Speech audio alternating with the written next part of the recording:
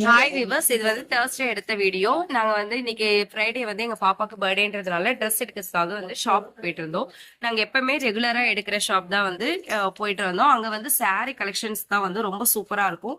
saree வந்து வேற எந்த கடையில எடுத்தாலுமே வந்து எங்களுக்கு அவ்வளவா வந்து பிடிக்காது. இந்த கடையில மட்டும் தான் வந்து நாங்க ரெகுலரா ஒரு 10 இயர்ஸ் கிட்ட வந்து sarees எடுத்துட்டு இருக்கோம். ரொம்ப சூப்பரா இருக்கும். சரி, இப்போ வந்து புதுசா வந்து பட்டு செக்ஷன் கிட்ஸுக்கு வந்து அது மட்டும் தான் வந்து ஓபன் பண்ணிருக்காங்க. ஓகே, இங்கே எடுத்துடலாம் அப்படின்னு சொல்லிட்டு பட்டு பாவாடை தான் வந்து இந்த கடையிலே வந்து எடுத்துட்டோம். saree வந்து ரொம்ப ரொம்ப ரொம்ப சூப்பரா இருக்கும், செலக்டிவா இருக்கும்.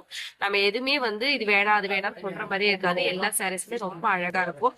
அதுக்கப்புறம் இந்த டாய்ஸ்க்கு எல்லாம் வந்து நிறைய ட்ரெஸ்ஸஸ் போட்டு இருந்தாங்க. அதுல வந்து இந்த லாவெண்டர் கலர் ட்ரெஸ் வந்து ரொம்ப சூப்பரா இருந்துச்சு. நெக்ஸ்ட் டைம் வரும்போது கண்டிப்பா எடுத்துடணும் அப்படின்னு சொல்லிட்டு ஒரு போட்டோவும் எடுத்துட்டு வந்துட்டோம். அதுக்கப்புறம் இன்னைக்கு அப்படியே ஃப்ரைடே ஒர்க் தான் வந்து பார்க்க போறோம். இன்னைக்கு ஃப்ரைடே மார்னிங் வந்து எப்பவும் போல கலர் கோலம் வந்து போட்டு விட்டுட்டோம். எப்பவுமே ஃப்ரைடே போடுவோம். இன்னைக்கு வந்து என்னோட பாப்பாக்கு பர்த்டேன்றதால ஸ்பெஷலா கொஞ்சம் போட்டு விட்டுட்டேன். இன்னைக்கு கேக் வந்து சாக்லேட் கேக் தான் வந்து ஆர்டர் பண்ணிருக்கோம். Chocolate with ice cream cake. One day before வந்து எல்லாமே வந்து சாக்லேட் கேக் எல்லாம் வந்து வாங்கி வந்து வச்சாச்சு.